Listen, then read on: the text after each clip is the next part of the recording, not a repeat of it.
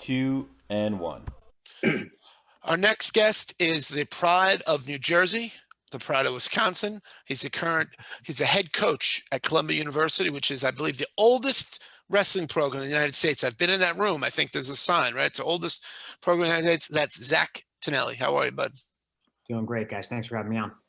Thank Zach, you. the best background we've had yet, and that's not even a fake one. Look at you. Where are you living at over there, man? Looks beautiful.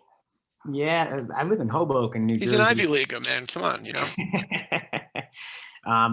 So I actually live in New Jersey and commute into the city every day. So, best views in New York is on the Jersey side of the Hudson, right? It's kind of what I was going to say. Yeah. So I live right on the water here and have a great view. So I think we have Empire State Building right in the background and financial district. I mean, it's a pretty good little setup we have over here. Oh, you look good. The view looks good. You know, Mike, you kind of look good. I don't know. We'll work on that another time. But, you know, obviously you were a standout in high school. You were, you know, part of one of the, you know, we'll call it most popular and famous clubs, I think, in the United States. I want to talk about that. And then obviously your time at Wisconsin and then back finally here. And you had a couple of coaching stops along the way. Tell us about how you got started in wrestling and, you know, kind of go from there. So when did you get started wrestling? What drew you to the sport?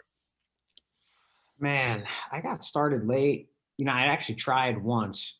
My older brother wrestled. Didn't have success, didn't really like it, and kind of quit, honestly. So I don't even know what age I was at that point, but you know, my uncle had wrestled and had some success, and so kind of some family ties there, but ultimately really started in like the 6th grade. So when I was 12, and picked it up. I was really, really lucky. I had a great coach and a really great coaching family. Mark and Chris Lombardi. Mark wrestled at Lehigh, and then Chris had wrestled at American University. So I think it was Mark's first year out of college. He kind of moved back to his hometown, which coincidentally is where I was from. And yeah, they just kind of like threw the rec program at him. Same time I had come in, and we hit it off and picked it up pretty well from there. So started really late though overall. You know, Coach, I know that I think you wrestled for Coach Monaco at the Edge, right? Tell us about that experience. You know, that, you know, for those wrestling junkies like the three of us, we know how important the Edge was, especially in New Jersey, right? Sure. So I believe he's one of the most, you know, I've seen quotes that you know, he's one of the most important influential figures certainly in your wrestling life. Tell me, what was it? You know, you're in 10th grade, 11th grade. You know, tell us about the practice room, you know, kind of what was that culture that was different from whether it's some of the other clubs, I'm not going to, you know, different from, you know, the litany of clubs in New York and Long Island and in New Jersey? I just think he was always ahead of his time. Before the internet really existed, Ernie would break down film. He'd have tape and film shipped in, and we'd be breaking it down on VHS tapes, excuse me. So much international wrestling was exposed to us. You know, so I'm looking at Arsen Fitsayev as a lefty, and I modeled so much of my he's a pretty good guy to model off for he's sure. Pretty good, right? Yeah. I wasn't quite as good as him, but still, that's where I was looking at, you know, and Bela Glossov, and so much, like we had these guys that would constantly break down film. So I think that was really unique and different from, say, those other clubs you were talking about, although they were great.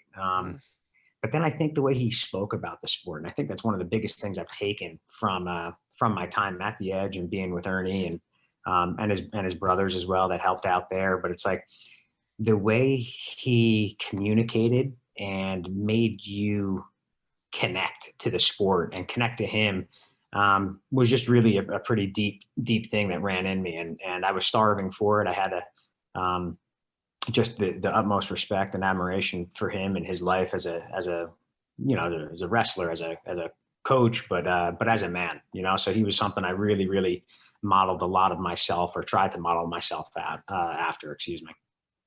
So, you know, I would argue with you on some technique. I think the first time that I came to know who you were, it was a highlight video of a super duck in overtime, I think. And it was just, I was blown away. I was impressed. I became an instant fan of your wrestling style. And, you know, you became a coach at Columbia really early on. And, you know, you look like you're in fantastic shape.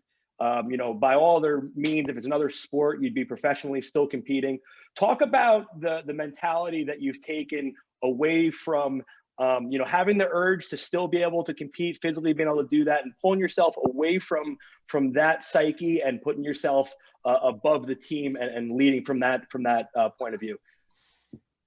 I think it's a little bit of a combination, right? I mean, I think leading by example is a part of being above the team and trying to guide them in the right way. And I think the one thing that I love the most about, Columbia specifically right now with where we're at is the culture that we've created. And I know that part of that is because I still train, and all my coaches do. It's part of the design of how I've structured the staff, is to have really good quality coaches that all could be competing, but chose coaching. And I think when, you mentioned I was young when I started at Columbia, and, I jumped right from college into coaching. I took an assistant coaching job right away, and it was what I always wanted to do. And I knew that the long game, I know I could have competed, and I had success against some really, really great guys that went on to represent this country. And made me proud that I had the opportunity to wrestle those guys for how successful they did on the international scene. But for me, it was, I had a decent career, but not the best career, by winning out NCAAs and things multiple times. So I knew that if I was going to really elevate myself as a coach, and get to be a head coach, which was one of my ultimate goals, I needed to establish myself early and prove that I can do it on that level, because I wasn't going to get the immediate foot in the door by being a 3-time NCAA champion or something like that. Well, speaking of culture and what you're doing, I mean, I know what you're doing. I'm a New York native. I lived in New York City for a long time. I was, I was there when Coach Buckley was there, then Coach Fraunhofer, and then and I think when I was out on Long Island living, people like Mike Vetrano probably watch Sex and the City and think New York's this big scary, big scary place. But the culture in which you've built, New York City is a global city. Talk about the square blocks from 116th Street to Hoboken, and what it's like for a student athlete daily, from the training environments they have between, the New York RTC, the Columbia Wrestling Room, and just sort of, that little piece of land and river that they got to cross and be a part of. Sure. Yeah, no, I think that's great. There's a lot to unpack there, but so I think the biggest misconception, right? I think, well, forget about misconception. The best part about Columbia is its location, right? I think more than anything, people talk about the best academics or the best athletics, but they kind of lose sight of the social part too, which I'm a huge proponent for. I think you need to have a balance in your life, right? And wrestling academics need to be more important than the social life by far, but it's nice to have that balance, right? And Columbia isn't the best of both worlds. It's the best of all those worlds, right? And anything you want to do, anything you want to get your hands into, you can do within 30 minutes. So you want to be at a professional sporting game, right? I don't care where you're from. If you're from the state of Washington, right, we can recruit you here, and you can watch your team play, or the Knicks are playing at Madison Square Garden, right? Football, we're playing at Giant Stadium 30 minutes away. You want to go to the beach, you have the beach 30 minutes, the best art, the best culture. So you have the museums in Lincoln Center there. My wife and I are really big into music and concerts, obviously pre-COVID. There isn't a band or an artist that doesn't come through New York City. So I think it's a really unique place as far as that's concerned, when you're looking to dip out and kind of, stretch yourself a little bit.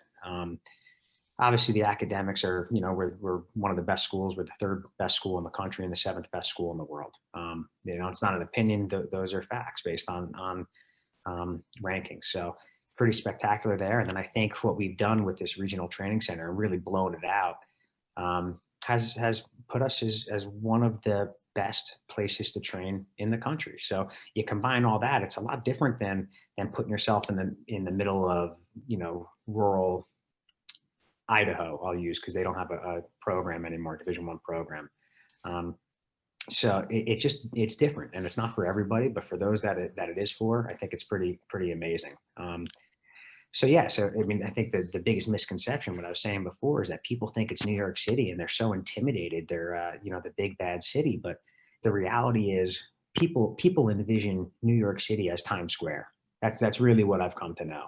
They think New York City, they think big lights, big buildings. You can't differentiate between anything in between, where that's about 80 blocks south of us. So again, we can be there in 15 minutes. There's a subway right outside our gates. But where Columbia is between 114th and 120th. It's like a 6-block north to south, and then 1 avenue east to west. It's actually one of the most compact campuses and quintessential campuses you'll see, whether that's the Ivy League or any university around the country. So it's beautiful. There's grass. There is a campus. When you're in the dead center of campus, you'd have no idea you're in New York City. And quite frankly, when you're outside looking in, you wouldn't recognize that the university was there. So it's kind of like this oasis, but it's also placed in the Upper West Side and Morningside Heights, where it's a total neighborhood. We're surrounded by 3 parks. We got Morningside Park, Riverside Park, and then Central Park. We're insulated by those parks, so it's pretty special there. And then you talked about the New York City Regional Training Center and kind of having two different locations. The way it kind of works is basically while our boys are in school and training. So say from September through May when they're living on campus, that regional training center is operating out of our room, right? We have, for RTC practices, we've got Kendall Cross, Olympic champion. We got Valentin Kalika, who's coached an Olympic champion. And then we've got 7 resident athletes coming in there 3 times a week, training with our guys, learning, coaching, so really, really immersed in that as far as our student athletes are concerned. And then from May to basically to September again, they move across the river. It's been going on since you mentioned Coach Buckley and Coach Fraunhofer, back, so it predates me. They've been living in this town, and that's where I live currently. We have another facility in Hoboken. So beautiful, state of the art, again, overlooks the Freedom Tower and the financial district of Manhattan. 3 full mats. It's a beautiful facility, but then, so we're training there every day in the off season. So, and I think it's nice. I think it's another thing that we offer when you talk about like how unique Columbia is, right? One of the biggest reasons why these kids are looking to go to an Ivy League school is, say, that professional development. Maybe it's internship opportunities, it's networking, right?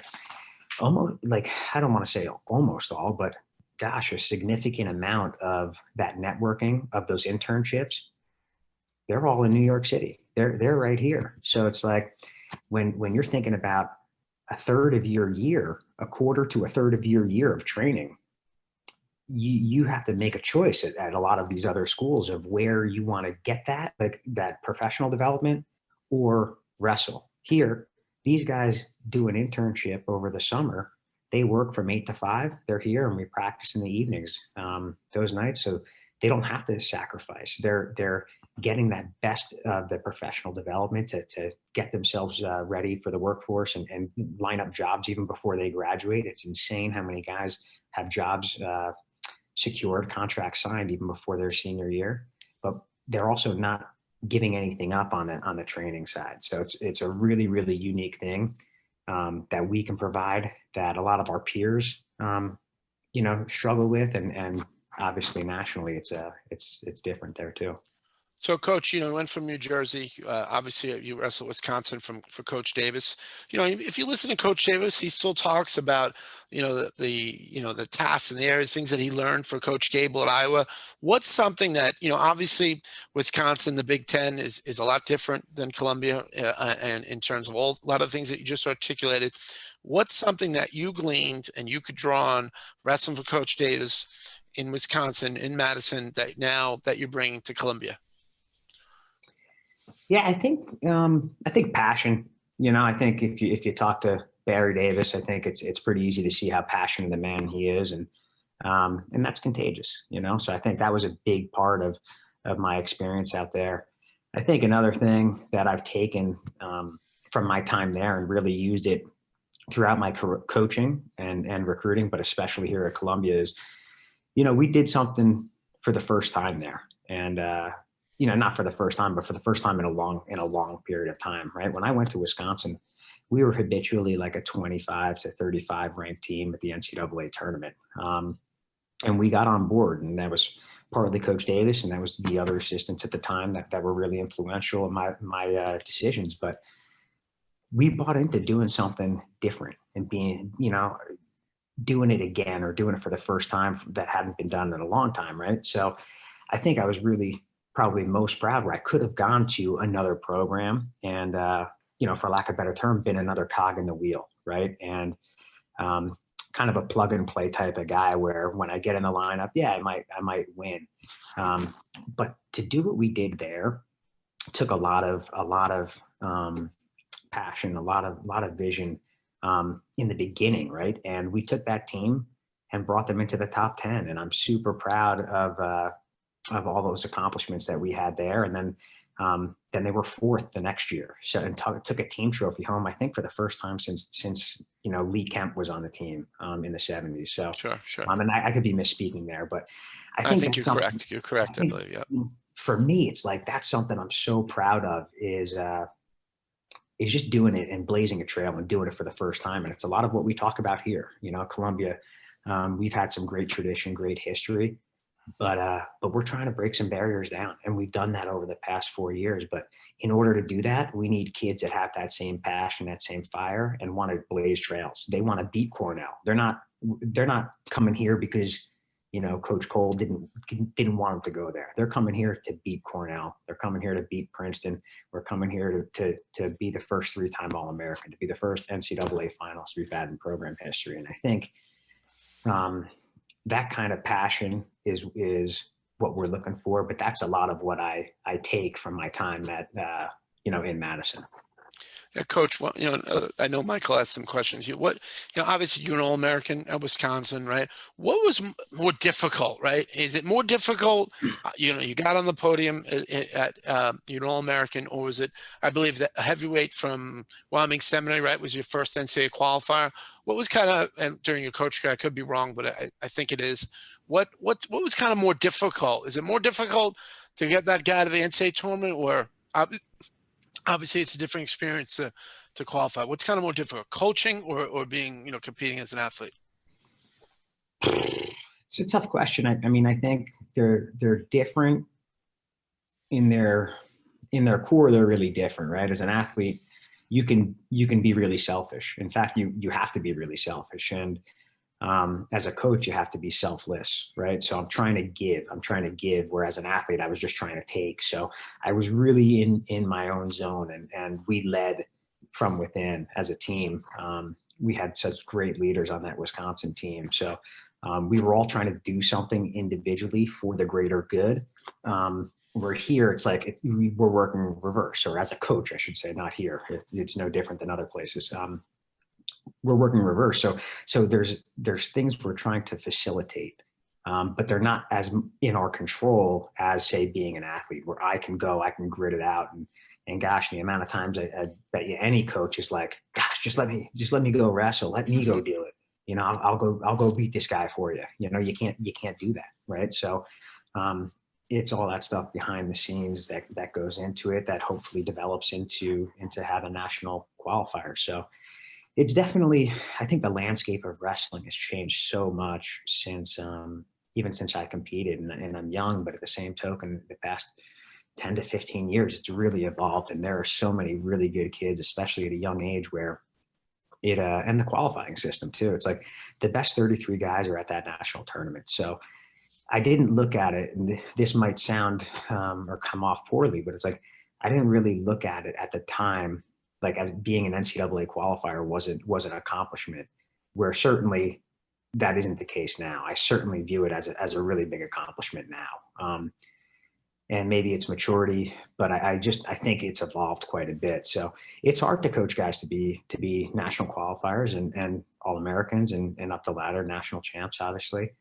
But I don't know. I feel like we are in a groove now, and we've recruited some really good high caliber talent, but quality people as well in our program, where I think it was, we've had a little sparse over the past couple of years, but we're about to break it off. And that's where it's a bummer that the Ivy Leagues aren't able to compete this year, because, we've set a couple of records over my time here so far, but this year I was poised, and our team was ready to kind of set that mark as the new high for NCAA qualifiers in a year.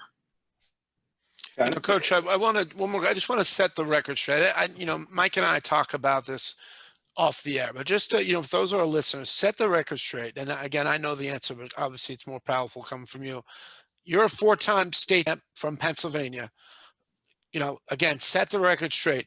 Is there a scholarship opportunity in the Ivy Leagues or not? Set that record straight. Yeah, there isn't. There's no scholarship. There's no athletic scholarship, right? In an Ivy League school. So there's 8 Ivy League schools. There's 6 that sponsor wrestling. None of them can actually provide an athletic scholarship. Everything is, it's financial aid. It's need-based aid. So it's blind. It doesn't, it just looks at basically the incomes, the total family income for your folks, basically your, and it's based off of that. So it's kind of a tough situation, right? I think, our pool is a little smaller than, say, the rest of the country. But the 2 biggest determining factors in our recruits, and if we're going to be able to move further down the line, is their finances. Is it affordable? And then their academics, obviously, because we have such high academic standards to get through the admissions process. So, Coach, I want to just go back to a couple things about you, not personally, but just a couple of quick fire questions. Sure. Your toughest loss in high school, if you had one, which is it? My toughest loss in high school was probably my senior year. And I look back now, it's a little easier because of who these people turned into being. But I'd say I was a 2-time state finalist. My sophomore and junior year, I made the finals. I placed as a freshman. My senior year, I really feel like I was the best guy, and I took a tough loss in the semifinals.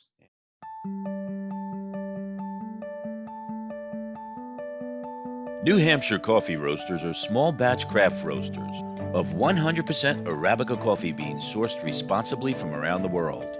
We roast, grind, and bag all of our coffee in-house at our facility in Dover, New Hampshire. You can find our coffee in the area's best restaurants, specialty stores, online, and at our factory outlet. We make your love for coffee right with a variety of rich blends, flavors, and a taste that will have you coming back for more. Few take the pride that we do in making your love for coffee our business. New Hampshire Coffee Roasters, in your world for a reason.